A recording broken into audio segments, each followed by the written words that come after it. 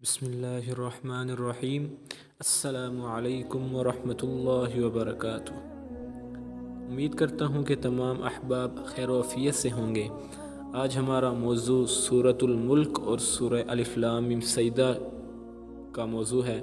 ان دو صورتوں میں دونوں صورتوں کی کیا فضیلت ہے، حضور صلی اللہ علیہ وسلم نے ان کے بارے میں کیا فرمایا، اور کچھ واقعات اور انہی دونوں صورتوں کی کچھ حقائق جن کو آپ سن کر حیران رہ جائیں گے اور آپ کو دل کو سکون اور اطمینان ملے گا انشاءاللہ۔ اس وجہ سے آپ سے گزارش ہے کہ ویڈیو کو آخر تک دیکھیں۔ اگر آپ نے ہمارے چینل الصمد وظائف کو سبسکرائب نہیں کیا تو سبسکرائب کر لیجئے، کیونکہ یہاں پر بہت وظائف کے خزانے آپ کے لیے اپلوڈ کیے جاتے ہیں۔ چلیں شروع کرتے ہیں۔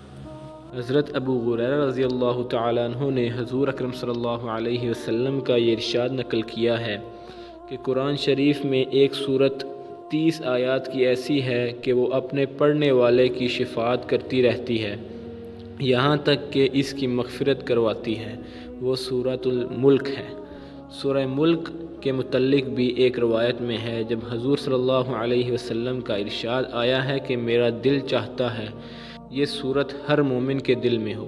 ایک روایت میں ہے کہ جس نے تبارک الذی یعنی سورہ ملک اور الف لام میم سجدہ سورہ الف لام میم سجدہ کو مغرب اور عشاء کے درمیان پڑھا، گویا اس نے لیلۃ القدر میں قیام کیا۔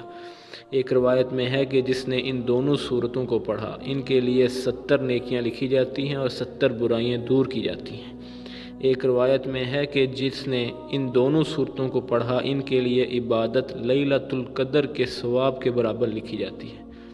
اکثر لوگ آپ نے دیکھا ہوگا کہ لیلۃ القدر کو حاصل کرنے کے لیے کتنی جد و جہد کی جاتی ہے، 3 راتوں میں ان کو تلاش کیا جاتا ہے، اور کتنی ہی آسانی ہو گئی کہ آپ یہ 2 صورتیں پڑھیں اور آپ کو لیلۃ القدر کے برابر ثواب ملے گا۔ سبحان اللہ۔ ترمذی رحمۃ اللہ علیہ نے ابن عباس رضی اللہ تعالیٰ عنہ سے نقل کیا ہے کہ بعض صحابہ رضی اللہ تعالیٰ عنہ نے ایک جگہ خیمہ لگایا۔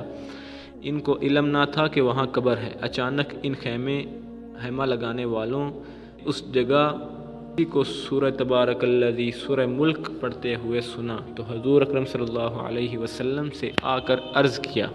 صلی اللہ علیہ وسلم نے فرمایا کہ یہ سورت اللہ کے عذاب سے روکنے والی ہے اور نجات دینے والی ہے۔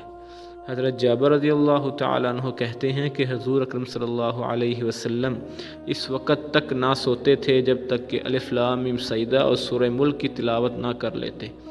خالد بن معدان رحمۃ اللہ علیہ کہتے ہیں کہ مجھے یہ روایت پہنچی ہے کہ ایک شخص بڑا گناہ گار تھا اور سورہ سجدہ پڑھتا رہتا تھا، کے علاوہ کچھ نہیں پڑھتا تھا، نماز نہیں پڑھتا تھا، کچھ عبادت نہیں کرتا تھا۔ اس سورت نے اپنے پر اس شخص پر پھیلا دیے اور کہنے لگی، اے رب، یہ شخص میری بہت تلاوت کرتا تھا۔ اس سورت کی شفاعت قبول کی گئی اور حکم ہو گیا کہ ہر خطا کے بدلے ایک نیکی دی جائے۔ خالد بن معدان رحمۃ اللہ علیہ یہ بھی کہتے ہیں کہ یہ سورت اپنے پڑھنے والے کی طرف سے قبر میں جگڑتی ہے اور اللہ پاک سے کہتی ہے کہ میں تیری کتاب میں سے ہوں، میری شفاعت قبول کر، ورنہ مجھے اپنی کتاب سے مٹا دے۔ اور یہ پرندے کی شکل کی بن جاتی ہے اور اپنے پر میت پر پھیلا دیتی ہے، اس پر عذاب قبر ہونے سے بچاتی ہے۔ اور یہی سارا مضمون سورہ ملک کے بارے میں بھی کہتے ہیں کہ خالد بن معدان رحمۃ اللہ علیہ اس وقت تک نہ سوتے تھے جب تک کہ دونوں صورتوں کی تلاوت نہ کر لیتے۔ تو واس رحمۃ اللہ علیہ کہتے ہیں کہ یہ دونوں صورتیں تمام قرآن کی ہر صورت پر 60 نیکیاں زیادہ رکھتی ہیں۔ عذاب قبر کوئی معمولی چیز نہیں ہے۔ ہر شخص کو مرنے کے بعد سب سے پہلے قبر سے واسطہ پڑے گا۔ حضرت عثمان رضی اللہ تعالیٰ عنہ جب کسی قبر پر کھڑے ہوتے تو اس قدر روتے کہ داڑھی مبارک تر ہو جاتی۔ کسی نے پوچھا کہ آپ جہنم اور جنت کے تذکرے سے بھی اتنا نہیں روتے جتنا کہ قبر سے؟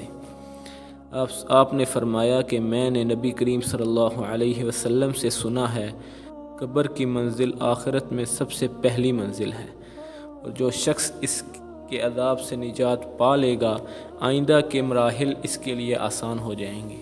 اور اگر ان سے نجات نہ پائے تو آنے والے مراحل اس کے لیے سخت ہو جائیں گے۔